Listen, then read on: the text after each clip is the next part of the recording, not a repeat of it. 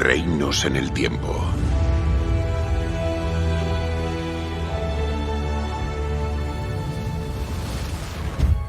Una noche, hace más o menos 2500 años, el poderoso rey de Babilonia, Nabucodonosor, se quedó dormido mientras contemplaba la vasta gloria de su reino. Este gran arquitecto de uno de los imperios más poderosos del mundo tuvo un agitado sueño en el que se preguntó qué sería de su reino en el futuro.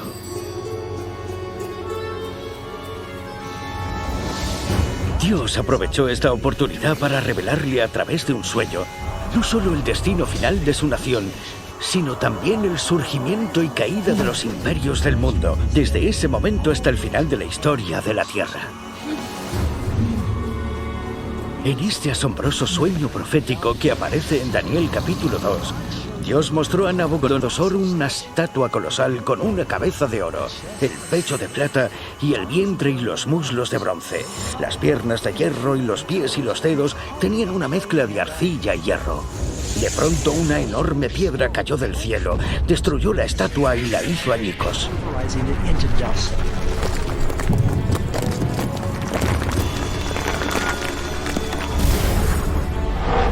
Aún así, la piedra se convirtió en una gigantesca montaña que llenó la tierra. Nabucodonosor sabía que este no era un sueño normal. Así que, preocupado, el rey llamó a sus consejeros más sabios para que le relataran el sueño y le explicaran su significado. Por supuesto, no pudieron decirle al rey su sueño. Pero entonces Dios dio el mismo sueño y su interpretación a un judío que vivía en Babilonia, un joven llamado Daniel. Él se presentó ante el rey y narró los detalles exactos del sueño, y luego le dijo cuál era la interpretación.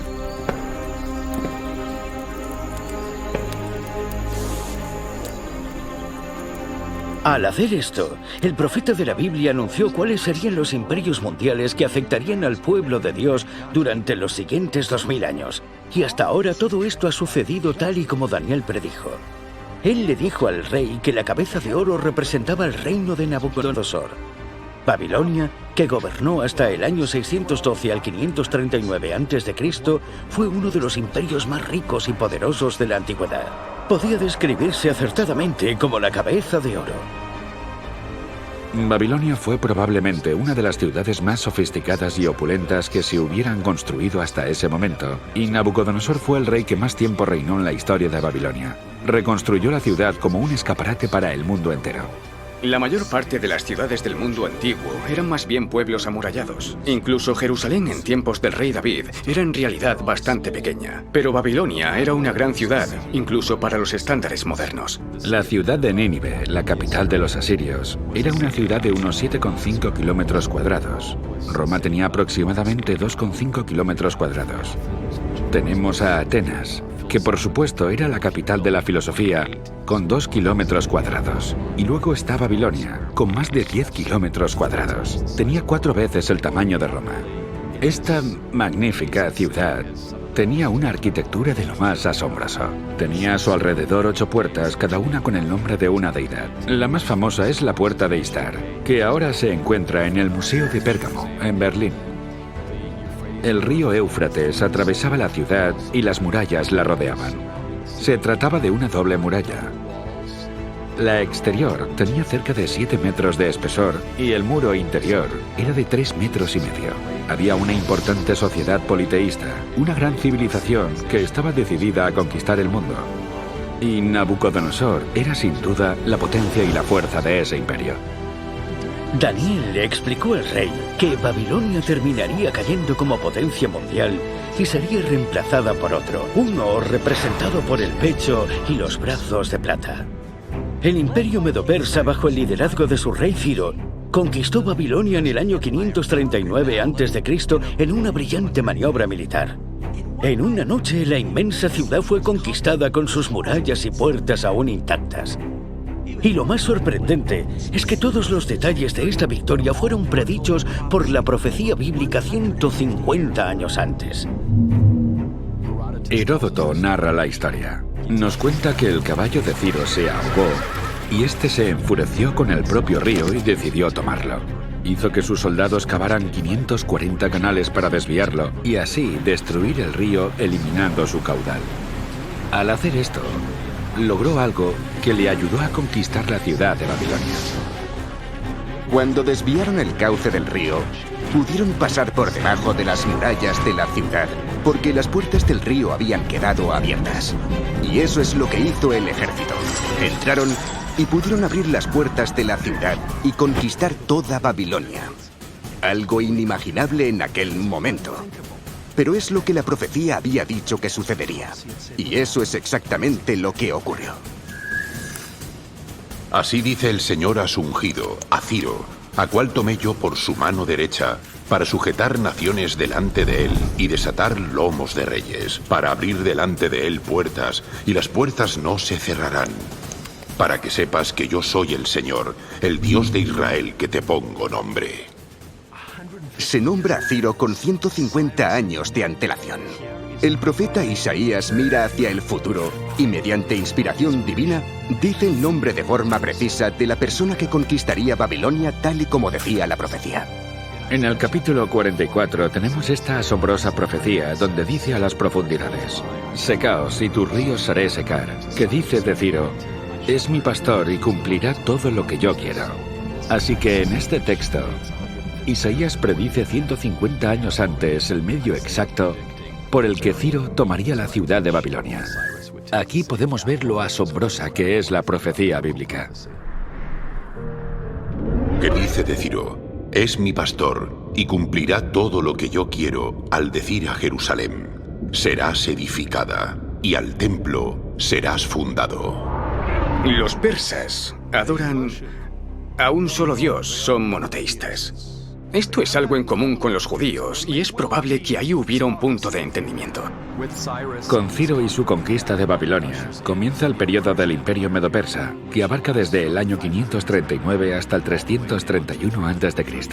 Cuando llegaron los medopersas, hubo una transición. Del oro se pasó a la plata. La plata se convirtió en la moneda común. En Babilonia también había plata, pero no hacían mucho uso de ella porque había mucho oro. Así que la plata se convirtió en la moneda que utilizaban para comerciar con otras naciones.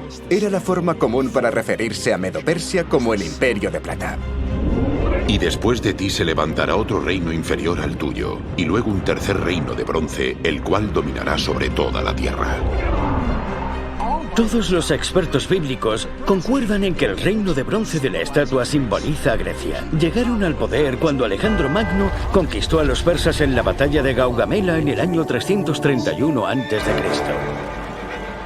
A menudo se dice que Alejandro Magno era griego, y en sentido estricto era así. Había sido educado con Aristóteles. Era un joven gobernante muy carismático.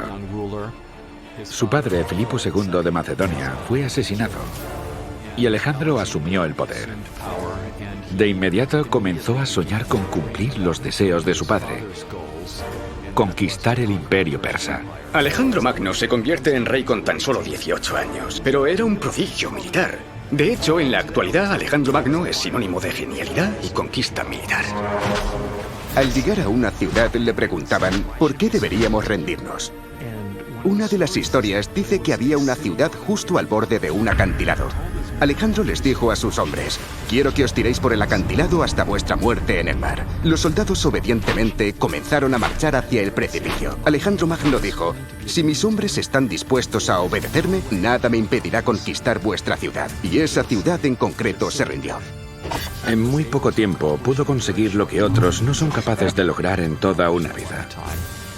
Después de haberse coronado rey de Egipto, continuó sus campañas militares avanzando hacia el este, hasta encontrarse con el rey persa, Darío III. Alejandro no persigue a Darío cuando éste huye al oriente, a su tierra. Alejandro se dirige al sur, porque quiere ocupar las tierras costeras, lo que hoy es Palestina y parte de Egipto. Pero para seguir avanzando tiene que conquistar Tiro. Y demolerán los muros de Tiro, y derribarán sus torres, y barreré de ella hasta su polvo, y la dejaré como una peña. Tendedero de redes será en medio del mar, porque yo he hablado, dice Jehová el Señor. Durante más de un milenio, desde el 1500 a.C., los fenicios fueron la mayor potencia naval del mundo antiguo. Crearon y controlaron una gran cantidad de puertos comerciales por todo el Mediterráneo. La fama de los fenicios hizo que se les contratara para comerciar en los puertos del Mar Rojo. La Biblia dice que Salomón consiguió marineros del rey de Tiro para conducir sus flotas por el Mar Rojo. En el año 597 a.C., el profeta Ezequiel predijo que todos los edificios de la ciudad de Tiro serían derribados por un ejército invasor. De hecho, cada piedra sería arrojada al mar. En aquel momento, Tiro era una ciudad muy próspera y uno de los principales centros de comercio. Y aquí estaba esta profecía que decía que la ciudad caería. Ni aún Alejandro Magno parecía poder conquistarla. La sitió durante 7 meses y entonces se le ocurrió un plan. Así que Alejandro dice, bien, si están en el mar, tendré que llevar la tierra hasta ellos. Así que utilizó las piedras grandes de la ciudad antigua. Las arrojó al mar y construyó un camino que les permitió llegar hasta los muros de la ciudad nueva que estaba en la isla. Ahora Alejandro podía desplegar a su ejército. Tiro es atacada y totalmente destruida. Así fue como la profecía se cumplió, porque la profecía había dicho que esas piedras serían arrojadas al mar, y aquel sería un lugar donde extender las redes de pesca. Eso fue exactamente lo que sucedió. Hay que tener en cuenta que era muy atrevido decir que los griegos gobernarían el mundo. Recordemos que en el momento en el que Daniel escribió esta profecía, Grecia era solo un conjunto de tribus enfrentadas con muy poca influencia internacional. El imperio griego permaneció hasta el año 168 a.C., cuando fue conquistada por la siguiente potencia mundial que estaba esperando su turno. Y el cuarto reino será fuerte como hierro. Y como el hierro desmenuza y rompe todas las cosas, desmenuzará y quebrantará todo. ¿Quién siguió a Grecia? Es un hecho histórico irrefutable que la monarquía romana de hierro conquistó Grecia y obtuvo la supremacía durante los siguientes 600 años. Llega el hierro y hay un cambio importante, especialmente en el terreno militar. Baja considerablemente el precio de las armas y esto hace que fabricar puntas de flecha de hierro, puntas de lanza de hierro o cascos de hierro sea más económico que las armas de bronce. La razón principal es que el bronce contiene estaño y en la antigüedad solo se podía obtener estaño en 2 lugares, lo que hoy es Afganistán y en la actual Cornualles, en Inglaterra. El transporte lo encarecía mucho, así que la edad de hierro disminuyó el precio de la guerra y esto implicó que los ejércitos se hicieron más grandes. Roma era violenta. Eran despiadados, estaban decididos a conquistar todo lugar por el que pasaban. Eran como el hierro destruyendo todo a su paso. Cuando el Imperio Romano se desmorona en el año 476, no fue conquistado por una sola potencia. En lugar de eso, algunas tribus bárbaras conquistaron Roma y se repartieron el imperio tal y como Daniel había profetizado. Hubo muchas razones por las que Roma perdió su poder. Hubo invasiones bárbaras desde el norte. Además, mantener el imperio era muy caro. Roma se disolvió. Tenía tantos problemas internos. Y mientras Roma se desintegraba, sabemos que al menos 10 tribus entraron y fueron capaces de tomar fragmentos del Imperio Romano. Esto obligó al emperador a evacuar Roma y trasladarse al este para establecer un nuevo centro para su imperio, Constantinopla. 10 de estas tribus dieron lugar a las naciones de la Europa moderna. Eran los ostrogodos, los visigodos, los francos, los vándalos, los alamanes, los suevos, los anglosajones, los érulos, los lombardos y los burgundios. 7 de ellos siguen existiendo actualmente en Europa. Por ejemplo, los anglosajones se convirtieron en los ingleses, los francos llegaron a ser los franceses, los alamanes son los actuales alemanes y los lombardos son los italianos.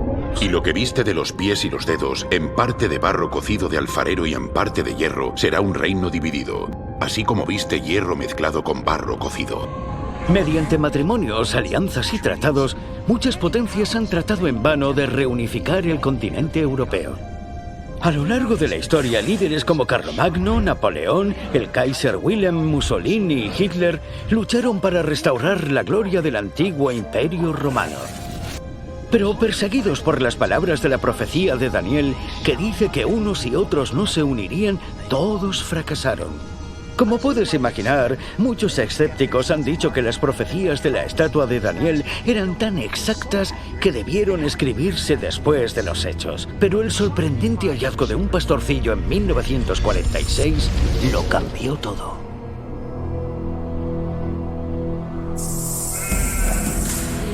Un pastorcillo beduino estaba con unos amigos haciendo daño a unas ovejas y tirando piedras como suelen hacer los jóvenes. Vio una abertura en la roca. Estaba frente a ella. Tomó una piedra y, claro, la tiró en esa dirección. Y cuando cayó dentro de la cueva oyó el sonido de la cerámica al romperse, un ruido bastante claro.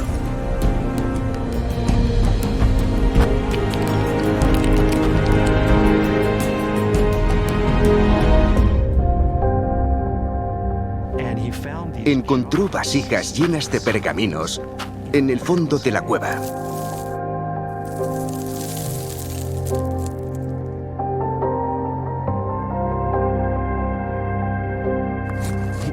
Tomó uno o dos con él y los mostró a su familia, que los llevaron a un anticuario de Belén. Y de allí fueron a parar a Jerusalén. Finalmente, alguien reconoció de qué se trataba y se realizó una expedición a las cuevas de Qumran. En total encontraron cerca de 1000 manuscritos diferentes. Hay pergaminos completos como el famoso rollo de Isaías. Todos datan del año 250 a.C. al 70 después de Cristo. Se conservan los 66 capítulos del rollo de Isaías, y es prácticamente igual al libro de Isaías que ya teníamos.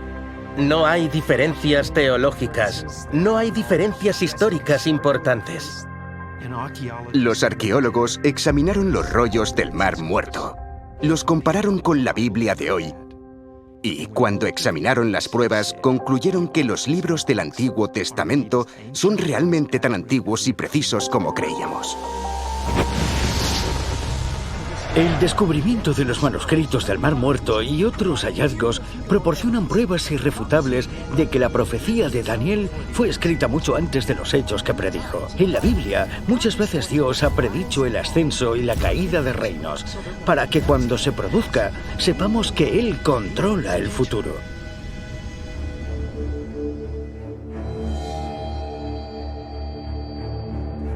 Reinos en el tiempo.